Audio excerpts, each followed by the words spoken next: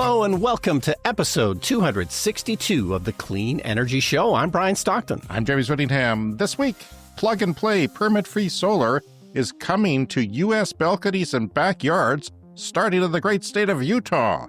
Interestingly, it's the only type of plug or play allowed at BYU. Interesting. Thames Water has announced there may be water restrictions this summer in London. I guess they heard I'm planning to visit and that I have a powerful thirst. A small modular nuclear reactor, or SMR, has been commissioned in Canada.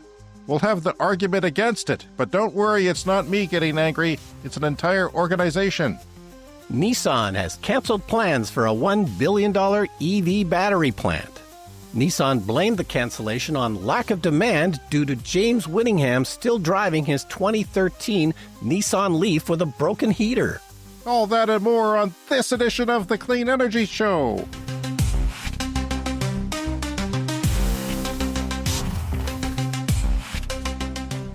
All right, James, it's the summer. Okay. Basically. There's snow in the forecast. Oh, no. Yeah, there is on Thursday. And I just did some gardening. We've also had a bit of forest fire smoke already. It wasn't too bad. Well, I want to get into that since you brought it up. We had last weekend was a low humidity. And from John Vallen's book, Fire Weather, I discovered that low humidity is a very important factor in firestorms and in the spread of 20th century wildfires. Not only heat, but wind. And because there's great variances and higher temperatures between the lower temperatures, so there's bigger winds. And he retweeted something I'd said because I pointed out that the humidity in Regina here in Canada was very low that weekend. It was down to 13%. And we had 3 grass fires, as I mentioned last week, but we also have some forest fires, which he was tweeting about, which is some serious forest fires. And we had forest fire smoke already. Fortunately, not at the moment, but yeah, there's a few hundred kilometers away, a few hours north of us, but there are some serious big fires burning right now. Yeah, so we're missing that summer that we used to love so much around here.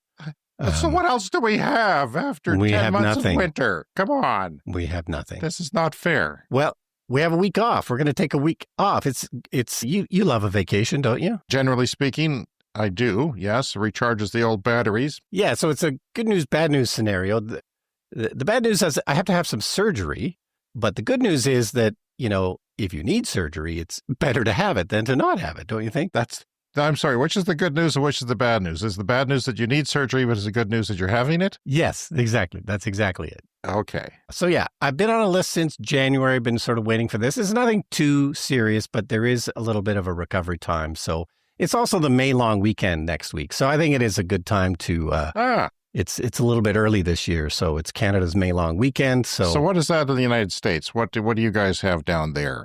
I can't remember. Is it Memorial Day? Yeah, I can't remember. It's Victoria Day up here to celebrate Queen Victoria, but really it's the May long weekend, sometimes called the May 2-4, because it usually happens around May 24th, and a 2-4 is a case of beer in Canada. A large case of beer. Yeah. I would only need a 1-4 to get drunk, and 2-4 would kill me.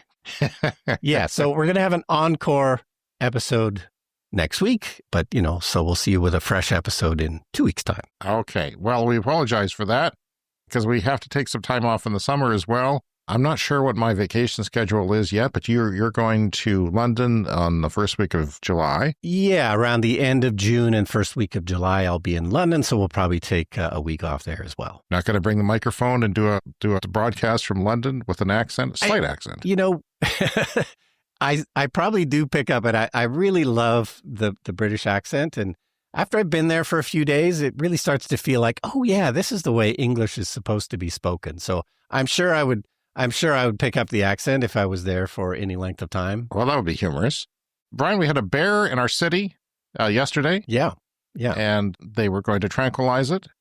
The thing is, we're a long ways away from a forest. Yeah. We're in the middle of a flat, pointless land, as some people have pointed out on YouTube. And somehow a bear made its way not only to our city, but to the center of it. Yeah. 250,000 people, it worked its way right downtown. And of course, all the gang members are using bear spray. And now they have an excuse. Well, they can say the city's lousy with bears. What am I going to do? Not have bear spray on me? But yeah, it was a cinnamon-colored small bear, around 200 pounds, that was nesting up in a tree, relaxing, probably stressed out from the traffic, and they tranquilized it and killed it accidentally. Killed it? Yeah, I'm afraid Accidentally? so. Yes. Oh, no. So, yeah. But I don't think that brown bear was doing or black bear was doing a very good job.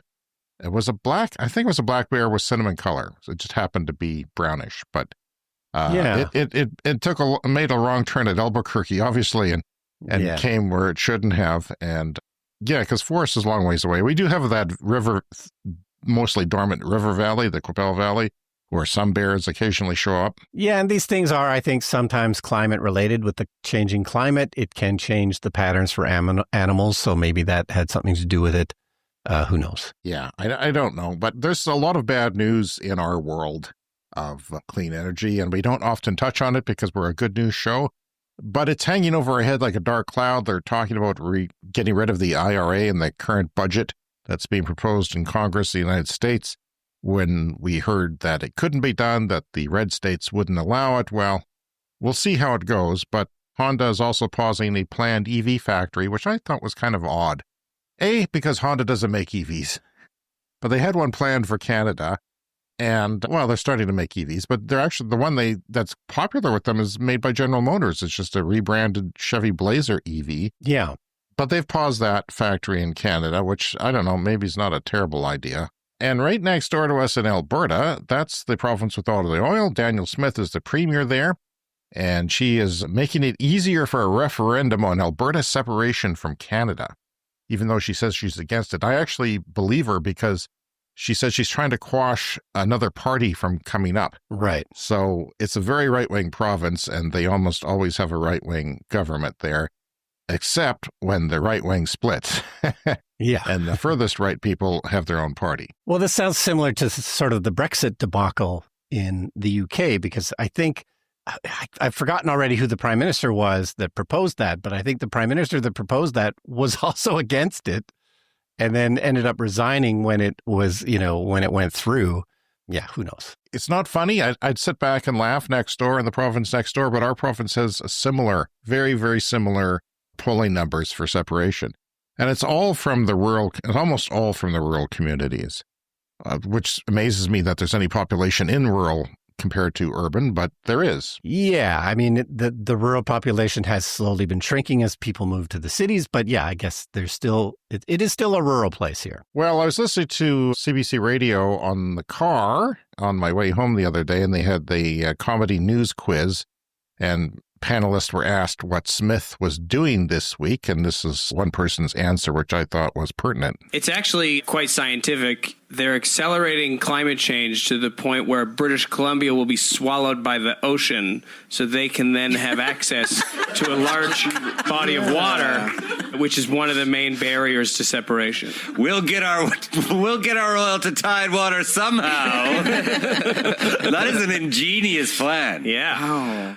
And one of the proponents of Alberta separating has created an image of Alberta with a cowgirl in a cowboy hat and a long skirt, as women should wear, with a Alberta flag of nationality. There's some buffalo and some wild roses, which is a symbol of the province. But there's also looks like coal burning plant cooling towers, which they've banned coal in Alberta. There's a natural gas plant, and there's a farm with a giant smokestack, which I found odd. Why would a farm have a giant smokestack? Is it to incinerate non-Albertans? Is it to have a coal generating plant on the farm instead of a solar panel? It's disgusting to me. And look, I have the numbers here. It's very similar. The green is Saskatchewan, and it's like there's not enough support. It's like over a third people are considering it, but yeah, that in separation numbers, because we have a province of Quebec who has a separation movement, political movement, is never quite got there. So they are trying to do that with only a third of the vote.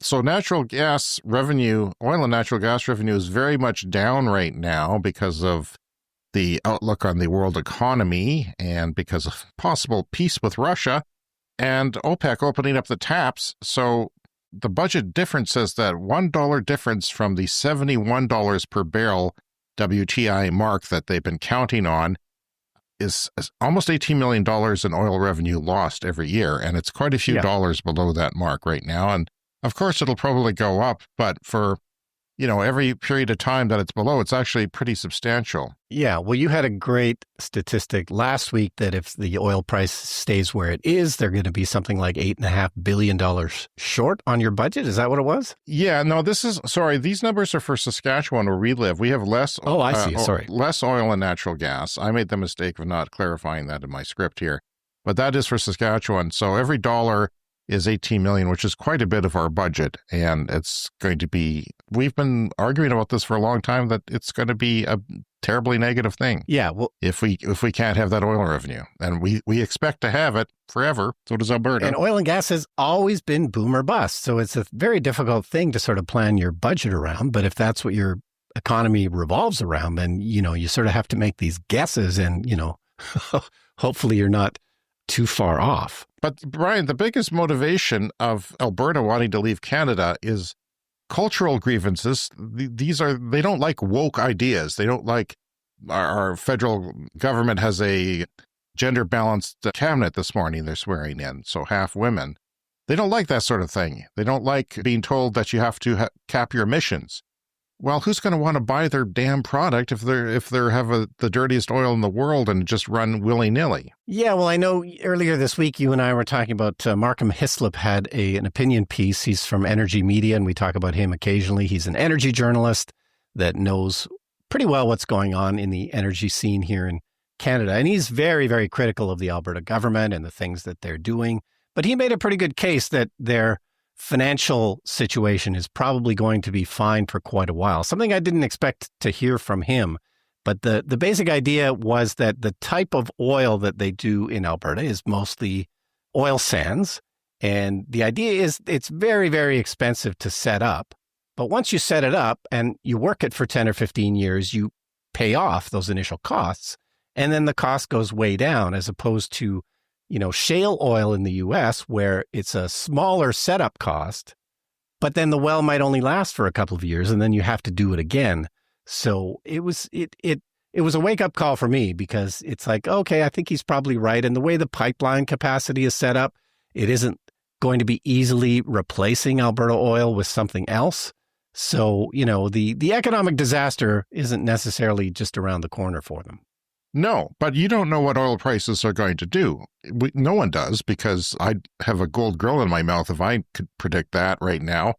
And you would see a lot of gold walls, not the Trump sense, but actual gold, just bricks of gold piled up behind me if I knew the answer to that. So, yeah, I don't know. It's they want their oil has a lot to do with their culture, has a lot to do with their self-esteem and their pride, but to the rest of Canada, they're often a joke. And now they're sounding like a joke, because how are you going to export oil if you don't have access to tidewater? Yes. That was, by the way, that sounded like comedian Ivan Decker in that clip. Okay. I'm a big fan of his. But yeah, we've always had this problem in Canada of what's known as Western alienation, because really the country tends to be run in Ontario and Quebec. That's where the biggest population is. That's where our prime ministers tend to come from. And we're thousands of miles away out here in the West. And it often feels like, even if you're in support of the government, it often feels like they're not really paying attention to us out here, and it doesn't really matter. So it's not that difficult for people out in the West to sort of start getting fed up with what's going on in Ottawa. I would say half the population provinces, the provinces with the most population, are very much against oil and gas, at least the pollution results, like Quebec and BC, British Columbia. Yeah, exactly. They have a much different energy situation in Quebec and Ontario, so they don't care so much about oil, but it's the whole country has priorities as a whole. Okay. All right, so moving on from Bloomberg, possible water shortage this summer in London, where I'm going to visit. I thought this was interesting because it's a climate story, but it's also an infrastructure story, which we often talk about around here. Thames Water Utility, they serve about a quarter of the UK, and that includes London. It said it can't rule out needing to ask customers to restrict water usage this summer. The CEO said, "I'm confident we won't run out of water. I am not confident that we won't have to restrict usage, because that will depend on what the weather does and what rainfall does between now and summer. The warning comes as Britain's reservoir levels and river flows come under pressure from an unseasonably dry weather. This is the driest start to spring in 69 years. And of course, we think of London as rainy, and it usually is around this time, but this is what's happening right now. And there's no rainfall expected for the next 2 weeks. They probably can't really predict much further than that, but obviously that's not going to help. And I believe it was just sunny and warm when I was there the last time a couple of years ago. It was above normal, wasn't it? It was above normal and sunny, clear skies the whole time, didn't get any rain, which seemed great unusual. Wi-Fi connection from the hotel, by the way. Great Wi-Fi. So yeah, it says Thames needs to fix its system of pipes as well that currently leak 570 megaliters a day, according to their 2024 performance report. So the leaks are filling about 230 Olympic-sized swimming pools every day. That is a lot of water. As a man who just filled his swimming pool for summer and is getting the water bill, it's a lot of water. Yeah. Mine's not Olympic-sized at all. So Thames Water needs to invest in making their water network more resilient to droughts around other issues plaguing the aging infrastructure. So they're looking into funding to do this. They've been struggling under a multi-billion-dollar debt pile and came very close to running out of money earlier this year before unlocking an emergency loan from its creditors. So yeah, aging infrastructure. I tend to think of that as a North American problem, but I guess this happens all over the world. Yeah. We seem to be maybe worse at it over here. We but are, it reminded because it's these right-wing governments that have come in and wanted to lower taxes. You lower taxes, you don't spend money. But then that gets you into trouble. And then the maybe a centrist or left or of center government comes in and they're under pressure not to raise taxes that have been lowered. And it's just it's a bad thing here in North America, I would say. But it's a great way to save money on your budget. It's like, sure, put off repairs for 10 years. And yeah, you can often put off repairs for 10 years, but then you're in a much, much worse problem. But it reminded me last summer, we were talking about the same problem in Calgary. They had a very bad water main break. Yeah. And so they had all kinds of water restrictions. They had a massive infrastructure thing. It sounds like it's more or less stabilized now, but they're still keeping an eye on it. And then here where we live, just nearby in Saskatoon, the South Saskatchewan River flows through Saskatoon, and 3 years of drought-like conditions have now lowered the water levels there, something we don't see that often. So they've now got sandbars building up in the South Saskatchewan River. So they normally have a tour boat that runs up and down the river, and they can't run it this year because the sandbars have accumulated because the water's just not flowing fast enough. It's just 3 years of not enough rain, and they are keeping the water back in a dam. And so there are some people arguing, well, we should let a bunch of water through we can sort of push out the sandbars. But of course, we need the water for other things as well. Well, our clowns that run the government here want to put in irrigation for a small group of farmers, and they're going ahead with that project. And yeah, it'll give, 50 farmers or something, some water to grow corn or different kinds of crops that they maybe don't normally grow. Where's that going to come from? And you're assuming that everything's going to be like it is today, and today's not great. Well, 20 years from now, holy crap, we're looking at getting a lot hotter here, a lot drier in the summer and wetter in the winters. So we'll see what actually happens. Well, yeah, for sure. Someone will. I probably won't live long enough. And you're not going to survive your operation. We all know that. Brian, this is exciting. Plug-and-play solar is coming to the United States. Now, we've had some great stories on this over the last year or so on other countries having plug-and-play solar. Let me explain what that is. It is basically you go to Walmart or a hardware store, or in some cases even grocery stores will have a display where you can buy, say, 2, 3, 4 solar panels, and it comes with sort of a device that you can plug in that inverts it and converts it to alternating current electricity, and it has a plug on the end, and you just plug it into one of your electrical sockets, and the electricity goes into that electrical socket, and you have a grid of electricity throughout your home once it gets there. Once it gets to that socket, it's connected to all the other sockets, and you don't have any permits to buy, so millions of people in China, in Germany especially, and a couple of other countries that I'll get to in a moment in Europe. And it's fairly cheap, and a lot of places like Europe have expensive electricity, so it pays for itself in like 18 months sometimes, like very quickly. So you outlay some money, you set it up, you plug it in, and you don't pay anybody to do it usually, although you can. And maybe it's a good idea sometimes when you're putting it on a railing on your solar. Just to secure it, yeah. But it's great for people who live in apartments, and there are, of course, a lot of people who live in apartments or condos or high buildings that don't have their own property, their own roof to put the solar onto, and that allows you to lower your electricity bills, which is a great idea. So in Germany, there's 700,000 homes or individuals with this type of solar. And China and other parts of Europe, like Spain and Italy, Poland, and France, and they're largely on balconies, but you can set this up in your backyard. You can build a solar fence and run an extension cord to your house. You can make it part of if you have a deck on a house, and make it part of I saw a picture that illustrated that, sort of a wall on the deck or a railing on the deck. And apparently the United States has a huge potential for balcony solar. It's estimated at 57 gigawatts, which is a lot of energy just from balconies. So we're talking east, west, and south balconies, not north ones, because that would be pointless. But this is from ZDNet. I don't think you've ever had anything from ZDNet before. In fact, I haven't read it in a long time, but it exists now. EcoFlow is the name of the company, and their new backyard solar energy system starts at $600. No installation crews or permits needed. The Stream series is a plug-and-play solar energy solution designed for homeowners and renters alike. Place on a balcony, even your roof or backyard, and plug into a wall socket. It's designed for homeowners and renters, like I said, and it's a set of portable solar panels that don't require hard wiring, permits, or installation, and you can harness up to 3,200 watts or 3.2 kilowatts.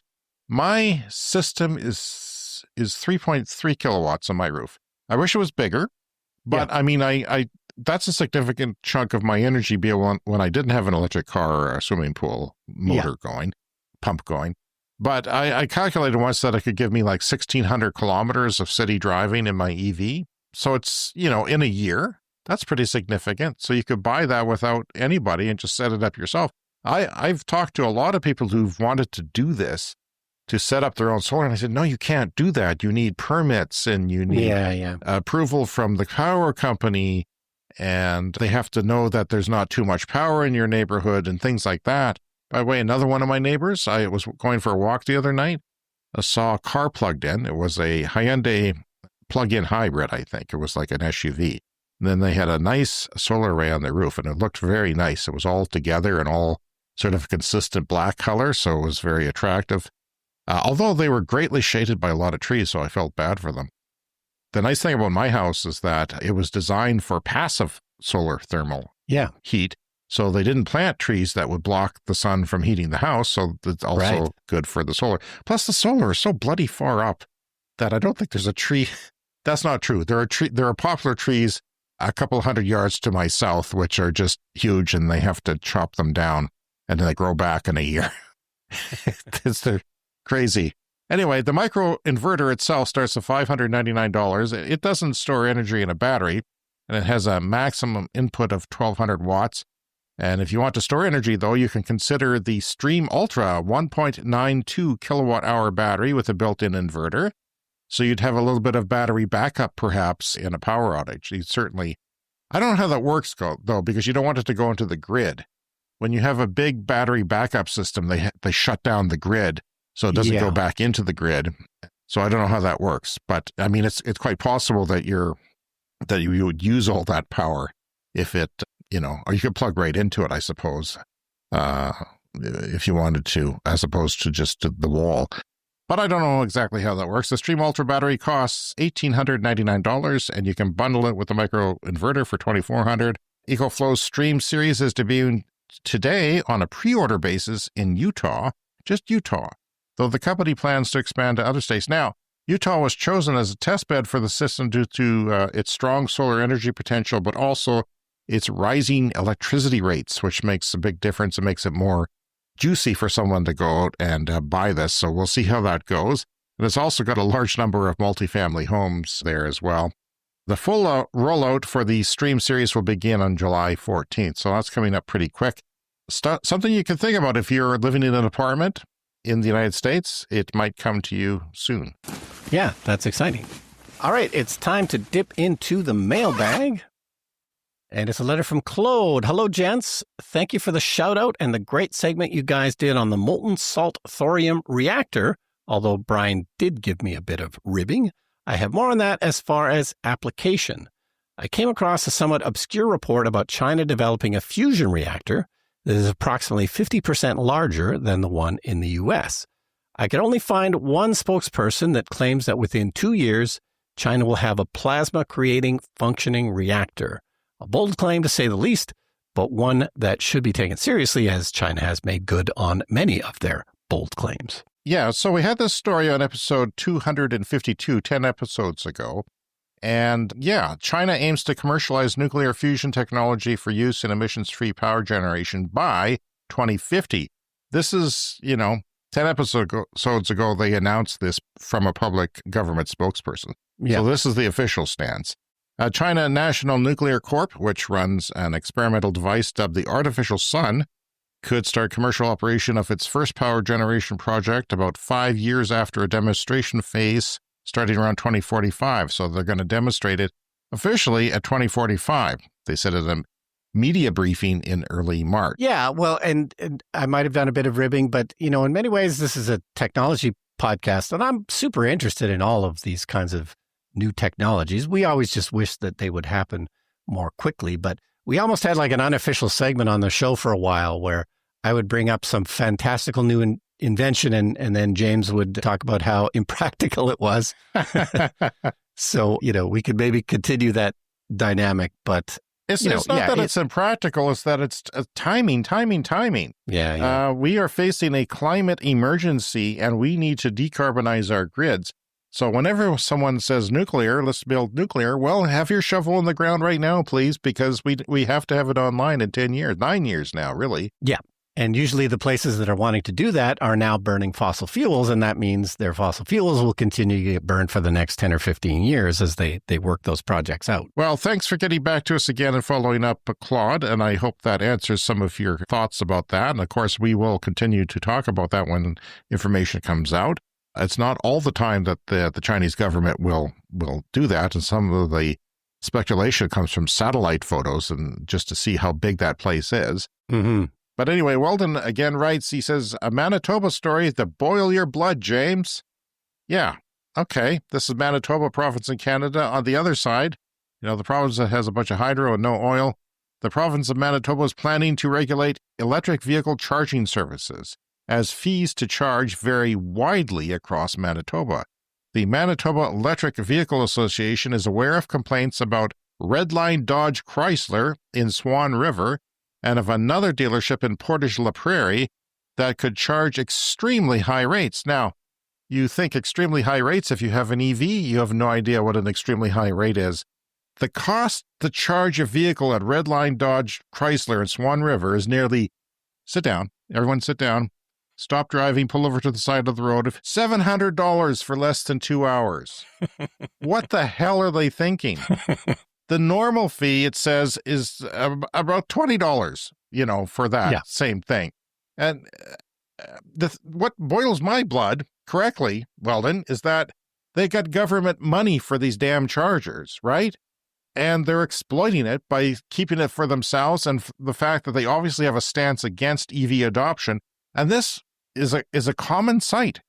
Like I told you, I was in Calgary, and they had a free flow charger, but they parked their trucks in front of it so nobody could use it. Yeah. But I know damn well they got money from the government, a significant chunk of many thousands and thousands and thousands of dollars to put that in, but they're screwing us over. So the government has to crack down on these people. And I don't know if they can. Hopefully there's no loopholes in their law and their earnestness to get this stuff out quickly, but I hope they get screwed. Yeah, I mean, it doesn't sound like it's a widespread problem, but yeah, that's really unconscionable. And we do have, isolated places around here where sometimes you're a couple hundred miles away from a major city, so you can sort of understand how important these chargers are. But, even if it's obviously just off principle, nobody should actually pay those kind of ridiculous rates for charging and should figure out some other way.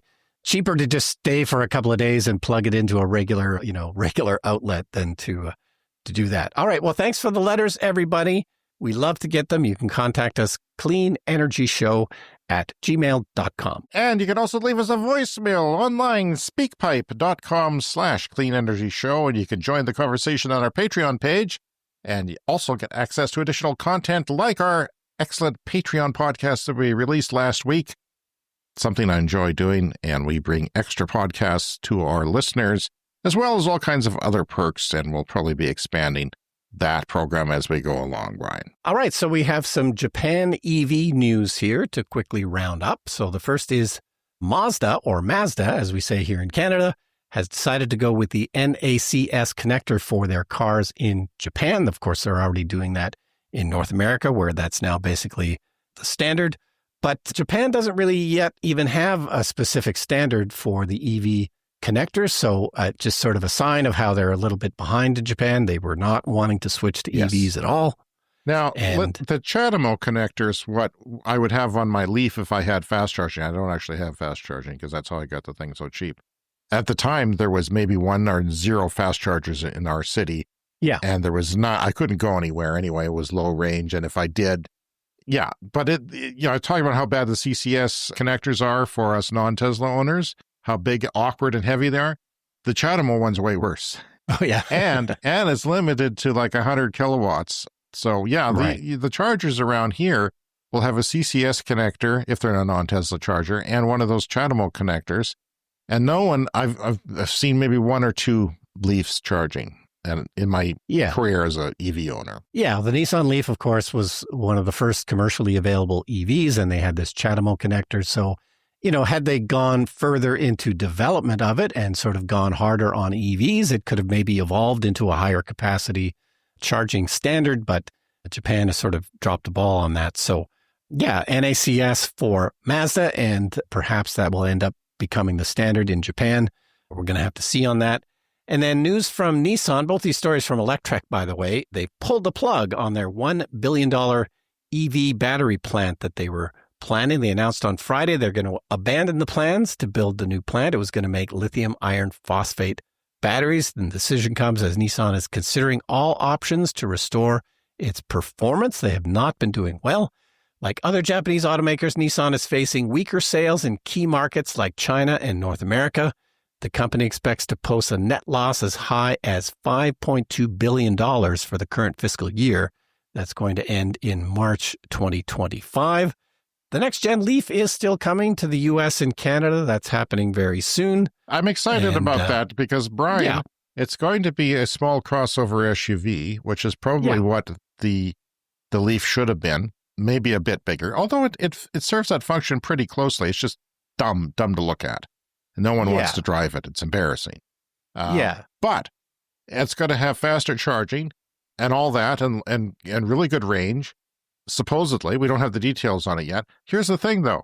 They should have done this 10 years ago. Yeah. They should have launched the Leaf in 2010, the end of 2010, had a good run with it, figured it out, and then come out with a more compelling car, which we all expected they would do. Yeah. But they never did. It goes on and on and on for years and years. No heating, no cooling of the battery, active cooling on those Leafs, and they don't work well in hot climates. You can't fast charge them more than a couple of times before they slow down. Yeah, they probably looked at their balance sheet and realized, okay, well, the Nissan Leaf is still only a tiny part of our revenue. We're making all our money on these gas cars. I guess we better stick with that. And that's what they did. But now it's, coming back on them. Well, the battery prices went down. The energy density went up. They did, slowly improve their range, but they didn't improve the charging. They stayed with this ridiculous connector, the CHAdeMO connector, and they took too long to revise the styling of the car. And then there's some other shortfalls. Other than that, it's been a great car, but they expected to sell a lot more. Like Carlos, what's his name, decided that they would sell a lot of them, and they never did. And that's because it didn't look very good. I think that's the case. And then it became outcompeted by other cars, including the first generation Bolt, which was another low-cost EV and things like that. Yeah, so now they're looking at massive layoffs. They're going to slash about 20,000 jobs in Japan and in their other markets. So about 15% of their workforce is getting laid off. This is more than what was previously estimated, about double wasn't what we were Honda hearing. going to do a bit of a partnership with them, and now they're not? And yeah, I see them as being in trouble. Toyota sells a lot of cars. The Japanese automakers sell a lot of cars to foreign markets. And guess who's taking up that slack? It's BYD. So they're starting to see the writing on the wall. Yeah, and we've talked about that. Of course, BYD is starting to move into Japan. So yeah, hopefully Nissan can turn this around. It's going to be a big, big problem for them. Yeah, I'd hate to see them go out of business, but we predicted a long time ago that we're going to see automakers go out of business if they're not keeping up with the EV trend. I mean, it's not brain rocket science. It's not science. It's not. Yeah, it's not hard. It's easier for me to speak. But anyway, Brian, the province of Ontario has committed to building a small modular nuclear reactor. What are small modular nuclear reactors? Well, they're small reactors that you can theoretically make in a factory and make so many of them that the price comes down, and you can put a bunch of them together. You can put them in remote areas. They're supposed to be safer. A lot of fans of the potential of SMRs quote the falling costs if enough of them are made. But, I think there's one or two in China that are the first to come online. There's one in the United States that is coming online. Yeah. And it's not a proven technology, and it's not proven that it'll be cheap. In fact, I don't know why they're just not going with a full-scale nuclear reactor, because we have, if you need that much power, then build the big one and use the cost learning that you have from the other reactors that you're building. That's what China is doing. Stick with a reactor and keep building them. The Ontario Clean Air Alliance, though, this is an organization that has been critical of small modular nuclear for the same reasons as we are, says that yesterday the Ford government announced it was rolling the dice on building 4 untested, first-of-their-kind nuclear reactors at the Darlington Nuclear Station. It's an expensive and risky roll, they say. The government claims these 4 reactors will cost $20.9 billion Canadian and take 10 years to build. A much more realistic cost estimate based on a real-world experience, as these reactors, they say, will cost $27 billion. And of course, I wouldn't be surprised because it's a new technology, it goes even higher. So the American design reactors will also depend on enriched uranium imports from the United States. So we have to import that, and, there's tariffs and threats of tariffs, and who knows what's happening there. Today, we released a report which compares the costs of these never-before-built reactors with much lower cost, safer, and more climate-effective options such as solar and wind power backed up by batteries. And in this report, they found that the power from these new nuclear reactors will cost up to 8 times more than the power from onshore wind turbines, for example, and almost 6 times more than power from solar farms. That's in Ontario, where solar is not maybe as efficient as it is in other places because we're a bit far north. Up to 2.7 times more than the Great Lakes offshore wind power idea of putting offshore wind farms on lakes, freshwater lakes, but they're huge. They're like oceans. And you can put them far enough from land that you can't even see them if you want to. That's according to the highly respected Energy Futures Group, not the nuclear insiders the government is depending on for its estimates. So they say, why would we spend money, many, many times more money, for power from risky reactors rather than doing what the rest of the world is doing and fully developed low-cost renewable power? They're talking about doing it here in Saskatchewan, too. I don't understand that. Yeah. We look at other countries like the Netherlands who have similar climate to us, and they have gobs of solar power, and their grid has not collapsed, and their energy prices are fine. The Ford government in Ontario doesn't want to talk about the real costs and alternatives to its nuclear plans. They put a stop when the Ford government got in power the first time. They put a stop on renewables. I don't know why. Why is this a political thing? Why? It doesn't make any sense. You would think that you would want to lower prices for consumers, and that would be a good thing. But no, part of it is fossil fuel lobbying, especially in the United States, where money speaks to power quite well. And there's a lot of lobbyists going on there, and it's quite obvious. We need to get real about the best way to control energy costs and to protect our future, says this organization. And splashing out on unproven nuclear reactors is not a good choice when we can save billions with reliable, already available, and proven renewables. Now, of course, I agree with that, and I think you probably do too. It doesn't make sense to me. I mean, I see it as a risk, but they're saying best case scenario. If there is no risk, it's probably going to be quite a bit more expensive anyway. Yeah. Their estimate of the overrun, or what they think it's going to cost, is not that much more. They're being fairly conservative about what they think the actual cost is. So the quoted cost is still very, very high. And we really don't know how that's going to pan out. I'm not against it in principle, but if you want to have low-cost SMRs, you have to have large amounts of orders for them and be building them right now. And that doesn't seem to be happening. It's just an initial rollout. And we're going to talk about some nuclear pushback in the United States, too, when we get to the lightning round. Yeah, well, you need to get that first one done and prove that it works. And then you have the advantage of what's supposed to be the advantage is, yes, you can supposedly build them in a factory quicker and cheaper, but you need to get that proven design first, and that proven design is still quite a long way away. Right. Well, coming up next, it is the lightning round. Stay tuned. We'll be right back.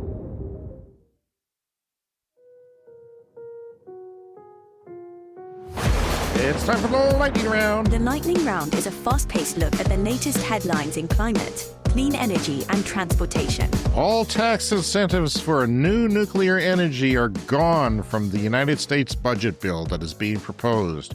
When combined with the gutting of the Department of Energy's Loan Program Office, this kills any chance of a nuclear revival in the United States. Yeah, so of course, government funding and regulations are the other thing that affects nuclear power. Very much so, because governments need to be on board with it, not just the private sector, at least in North America, where the private sector doesn't want to take any sort of risk or wants to limit their liability, let's put it that way. This is from Electric. Knox has created electric farm tractors with swappable batteries. Farmers can choose from 3 different mounting areas to put the battery.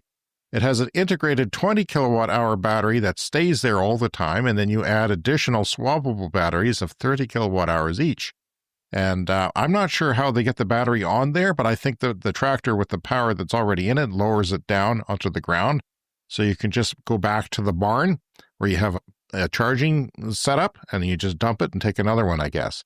So that's an option for farm batteries, or for farming that, maybe that's the solution for combines, the one thing that I couldn't see electrifying. Because they often run for 24 hours a day when it's harvesting season. So, Brian, this is a 48-volt architecture, not 480 volt, not, that we see in cars, 400 volts and up. So it's not dangerous. It's like a power drill, like a Black & Decker power drill. Like, it's not that high, but I found that was interesting. So there's no danger to the farmer when they're working with it. EVs are taking a 63.3% share of new car sales in Sweden. So that is pretty much a done deal, right? Pretty much a done deal. Yeah, following what's happening in Norway. Time for a CES Fast Fact. 2/3 of global warming since 1990 is caused by the world's wealthiest 10%. That's you, Brian, but it's also me. It's even me, because I checked once, and I think I fell into the wealthiest 10% of the world, which it says something about the other 90%. It's not that I'm starving, obviously, but it's amazing how lucky we are, and most of our listeners are as well. Denmark's electric vehicle surge, February 2025, battery electric vehicles were 66.1% of the share of new vehicle sales, and plug-in hybrids were only 2.8%. Some places, plug-in hybrids do very well, and they're outdoing full battery, but not there. And ICE vehicles that, burn fossil fuels and make pollution, make stink, are at 31.1%. Yeah, that's great. Many countries in Africa are importing more solar panels, including Algeria, who is importing 400 megawatts during just Q1 of this year. So that's about 1.2 gigawatts annually at that rate.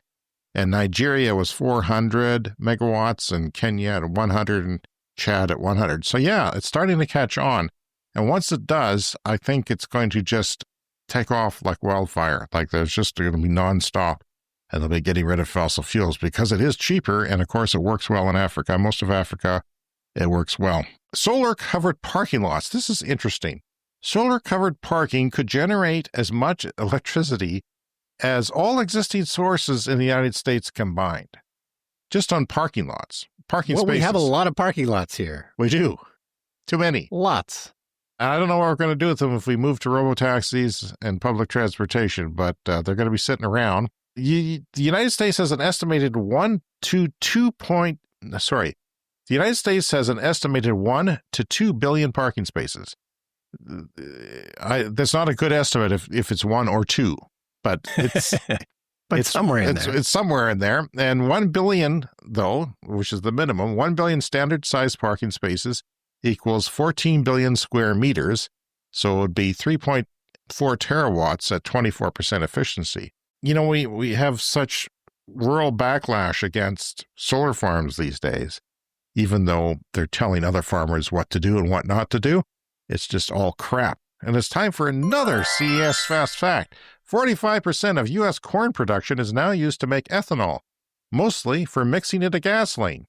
So that is 13% of all U.S. cropland is already used for energy production. Yeah. Right? That's amazing. No farmers are complaining about that, are they? And here's the thing, Brian, using some of the same land for solar panels would capture 50 to 100 times more energy per acre. Yeah, growing energy with corn is not super efficient. It's not sufficient. It's not efficient. $100 million worth of solar panels saves the country 30 years of gas imports at 2024 prices for the same 1.5 terawatt hours of electricity generated. You throw $100 million on solar panels, they last for 30 years, right? Yeah. 30 years. And finally this week, General Motors is working with LG Energy and claims to have a new battery chemistry breakthrough called LMR. LMR. This is lithium manganese rich. That's what the R stand for. So it has more range, lower cost. These are large modules, so there's less modules in the car. There's less sort of non-battery materials, so that brings down the weight by hundreds of pounds. And importantly, there is less cobalt and less nickel, which are some of the most expensive components in a battery chemistry. And they claim to have this up and running in a few years, and they'll put it in some of their new models, but not the existing models. So something to look forward to. Yeah, so much happening with battery chemistry research, and it's just the beginning. All right, that's our show for this week. Contact us, cleanenergyshow@gmail.com. On social media, we're Clean Energy Pod, and you can join Patreon for free for special posts that are not elsewhere, and that link is in the show notes. And you can support us with a purchase from the merch store. That is also on the show notes or on our website. And if you have some time, please rate us on Apple Podcasts or Spotify or wherever you get your podcasts. And remember to hit the follow or a subscribe button and get new shows every week. And Brian, good luck with your surgery, and we'll see you in 2 weeks. But next week, we'll have an encore episode for you. So take care, everyone. Yeah. See you in 2 weeks.